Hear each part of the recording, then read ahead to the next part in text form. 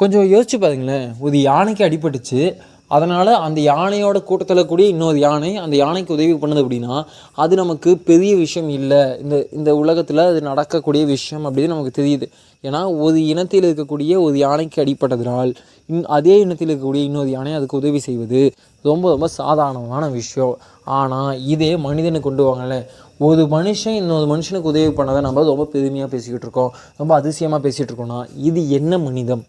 வணக்கம், நான் உங்கள் அன்புக்குரிய நண்பன் அஜய் நண்பன் பேசிக்கிட்டு இருக்கேன். இது அன்மேரிட் பாட்காஸ்ட் பை அஜய் நண்பன். இதில் வீக்லி டாபிக்ஸில் டெய்லி எபிசோட்ஸில் நம்ம வீக் 2ல் டே 1ல் இருக்கும். புரியலையா? நாம் 7 நாட்கள் ஒரு டாப்பிக்கை பற்றி பேசிகிட்டு இருக்கோங்க. அதில் இன்றைக்கி இந்த டாப்பிக்கில் முதல் நாள் இன்றைக்கி நம்ம பேச போதும். என்ன டாபிக் அப்படின்னா மனிதம் அப்படிங்கிறதான். சரி, மனிதம் அப்படின்னா என்ன? 3 செக்மெண்ட்டாக அந்த ஷோவை நம்ம பிரிச்சுக்கலாம். முதல்ல ஏன் நான் மனிதம் அப்படிங்கிற டாப்பிக்கை சூஸ் பண்ணேன் அப்படிங்கிறது. ரீசெண்டாக நான் என் நண்பர்கள் கூட ஒரு சாப்பாடு கடைக்கு போயிருந்தேன். அந்த சாப்பாடு கடையில் நான் சாப்பிட்டு முடிச்சுட்டு வெளியே வரும்போது ஒரு 30லேருந்து ஒரு 40 வயதுக்கு அந்த வயது தான் இருக்கும் அந்த அக்காவுக்கு. அந்த அக்கா எங்கள் கிட்டே நான் ஒரு 5-6 பேர் சாப்பிட்டு வந்தோம்.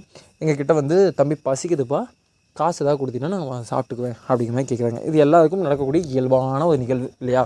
நம்ம சமூகத்தில் நம்மளோட ரிச்சுவலான கல்ச்சர் உள்ளக்கூடிய இன்றைய சமூகத்தில் இதெல்லாம் ரொம்ப ரொம்ப சாதாரணமான விஷயம்.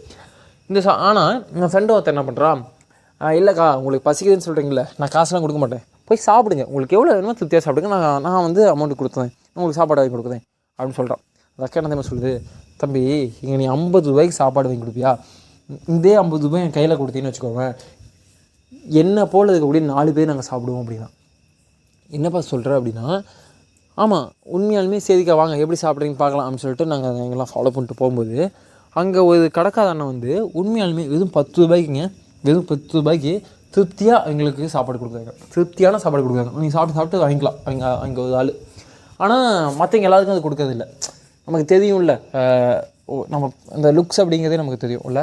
இன்றைக்கி நீங்கள் நார்மலாக இந்த பாட்காஸ்ட்டு கேட்கக்கூடிய கையில் ஒருத்தர் ஃபோனை வச்சுட்டு போகிறதுக்கும் இயலாமையில், ரொம்ப வறுமையில், பசியின் கொடுமையில் மாட்டிட்டு சிக்கி தவிச்சிக்கிட்டு இருந்த சமூகங்களோட இந்த நெருக்கடிக்குள்ளே மாட்டிகிட்டு இருக்கிற மனிதர்களை பார்த்தா நமக்கு தெரியும். நாமளே இந்த ரோட் சைடில் நிறைய பேர்த்த பார்த்துருக்கோம்ல, நாம் கூட ரொம்ப அழகாக ரொம்ப அன்பாக பிச்சைக்காரன்னு கூப்பிடுவோம்ல, அவர்களுக்கு மட்டும் அந்த மாதிரி கொடுத்துட்ருக்காரு. அதை இந்த ஷோவோட 2வது செக்மெண்ட் என்னென்னா, அவர்கிட்ட என்னோடய இன்னொரு ஃப்ரெண்ட், நான் கேட்கல, சத்தியமாக நான் கேட்கல, இது ஃபுல்லாகவே நான் வேடிக்கை மட்டும் தான் பார்த்தேன். என்னோட இன்னொரு ஃப்ரெண்டு அவர்கிட்ட கேட்குறேன், என்னென்னா அவருக்கு மட்டும் 10 ரூபாய் கொடுக்குறீங்க, மற்றவங்களுக்கு கொடுக்க மாட்டேங்கிறீங்களா, அவருக்கு மட்டும் என்ன அப்படிங்கும்போது அவர் சொல்கிறாரு ரொம்ப ரொம்ப ரொம்ப அழகான விஷயம், ரொம்ப ஆழமான விஷயம். என்னென்னா ரொம்ப ரொம்ப அழகாக சொன்னார். எனக்கு அது சொல்கிறதுக்கு எனக்கு ரொம்ப ஒரு மாதிரி, ஒரு பக்கம் நம்மளை உடச்சி தூக்கி சுக்குன்னு தான் போட்டாலும் இன்னொரு பக்கம் ஆஹா என்ன மனுஷானி அப்படிங்கிற மாதிரி தோணுச்சு. தம்பி இதே இடத்துல நாளைக்கு நான் இருக்கக்கூடும், நாளைக்கு இவங்களோட கூட்டத்துக்குள்ளே நானும் ஒருத்தனை இருக்கக்கூடும். ஆனால் அன்றைக்கி எனக்கு தோணக்கூடாது, அன்றைக்கி நான் சும்மா கொடுத்தேன், நிறைய பேர்த்துக்கு சோறு போட்டேன், அதனால் எனக்கு இந்த நிலைமை எனக்கு வந்துடுச்சு இங்கே அப்படின்றத வார்த்தையை நான் சொல்லிடக்கூடாது. ஏன்னா நான் யாருக்கும் சும்மா சோறு போடலைன்னு எனக்கு தெரியும், எல்லாத்திட்டையும் காசு வாங்கி தான் சோறு போட்டுட்ருக்கேன் அப்படின்னாது. இது முடிச்சாதாவது. ஆனால் இதில் இவ்வளோ பெரிய விஷயம் யோசிச்சு பாருங்களேன். அதுக்கப்புறம் தான் எங்கள் நண்பர்களோட நான் பேசும்போது தான் இதுதான் அந்த ஷோவோட ரொம்ப ரொம்ப முக்கியமான செக்மெண்ட், 3வது செக்மெண்ட். ஏன்னா நம்ம உணவுக்கு நம்ம ஒரு விலை வைக்கிறோம்ல, இது ஆக்சுவலாக நம்ம அந்த உணவுக்கான விலை இல்லை. அது அந்த உணவு உருவாகி வருவதற்கு ஒரு உழைப்பு தேவைப்படுது. எத்தனை உழைப்பு தேவைப்படுது? விவசாயியோட உழைப்பு தேவைப்படுது. அதுக்கப்புறம் அது க்ளீன் பண்ணுறாங்க, அடுத்து என்னென்ன ஃபர்தர் ப்ராசஸ் ஆகுது, அப்படியே கடைக்கு வருது. அதுக்கப்புறம் அந்த கடைக்காரங்க அண்ணா அதை ப்ரிப்பேர் பண்ணி கொடுக்குறாங்க. அப்படிலாம் அது கூட சில விஷயங்கள்லாம் ஆட் பண்ணி மசாலாலாம் போட்டு தூக்கலாக போட்டால் தான் நமக்கு ருசியாக சாப்பிட முடியும் இல்லையா? ருசி இல்லைன்னா நம்ம சாப்பிட மாட்டோமே. அப்போது இந்த ப்ராசஸ் ஒன்று நடக்குது இல்லை, அந்த ப்ராசஸ்க்கு தான் அமௌண்ட்டு. அந்த பயிருக்கு அந்த இப்போது நீங்கள் அரிசி வாங்கினா அந்த அரிசிக்கு விலை இல்லை, அந்த அரிசி நம்ம கையில் சேருது இல்லை, அதுக்கு தான் விலை. ஆக்சுவலாக அதுதான் ட்ரூ. இந்த சதுர படம் பார்த்திங்கன்னா சொல்லுவாங்க, தண்ணிக்கு விலை இல்லை, மேலே இருக்க பாட்டிலுக்கு தான் விலை அப்படிங்கிறது. இது எங்கேயோ பார்த்திங்கன்னா நம்ம ரொம்ப ரொம்ப ரொம்ப கன்றாவியான ஒரு இனமாக நம்ம இருக்கோம்.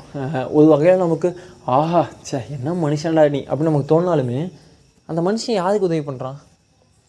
அவனோட அதே ஒரு இப்போ அதே இனத்தில் இருக்கக்கூடிய ஒரு மனுஷனுக்கு உதவி பண்ணுறான். நானும் ஒரு மனுஷன் சொல்லக்கூடுறேன், நான் அதை பார்த்து சந்தோஷப்படுறேங்க.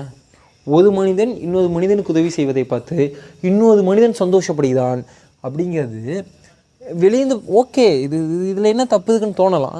ஏங்க நம்ம எல்லாம் ஒரு இனமுங்க, எங்கேயோ ஒரு வேற்று கிரகத்தில் நம்மளை போலவே நல்ல பன்மடங்கு ஒரு அறிவார்ந்த சமூகம் ஒன்று இருக்குது அப்படின்னா அவங்க வந்து நம்மளை அந்த ஏலியன்ஸ்னு சொல்லுவாங்களே, அவங்க வந்து நம்மளை பார்க்குறாங்கன்னு வச்சுக்கோங்களேன். நம்மளை பார்த்து என்ன நினைப்பான் சொல்லுங்கள்? ஏசி போட்டுக்கிறோம், உள்ள செதுப்புலாம் அடிக்க, ஏதோ படத்தில் வந்தது தான், செதுப்பு அடிக்க வச்சுக்கிறோம், சாப்பிட்ற காய்கறிலாம் வந்து எங்கேயோ போய் வெளியே போட்டு வச்சுருக்கோம். இன்னொரு இடத்துல வெளியே அது சாப்பாடு கிடையாது, லிட்டரலி அது சாப்பாடு கிடையாது இருக்கும். அது முன்னாடியே ஐயோ பசிக்குதேன்னு கொடுமையில் அப்படியே சுதுண்டு போய் கீழே கிடப்பான். உள்ளே ஏசியை போட்டு விட்டு, எப்படி ஏசி அவன் வெயிலில் பசியில் சுதுண்டு போய் கிடப்பான். உள்ளே ஏசியை போட்டு விட்டு வாங்கின சாப்பாடை சாப்பிட முடியாமல் குப்பையை கொட்டிகிட்ருப்போம். இதுதானே மனுஷனோட பாசிட்டிவ் சைட் இல்லையா? வெயிட் பண்ணுங்கள், இன்னும் செம்மையாக அந்த மனிதர்களோட நல்ல விஷயங்களை பற்றி பேசுவோம். இது அன்மேரிட் பாட்காஸ்ட் பை ஆஜய் நண்பன்.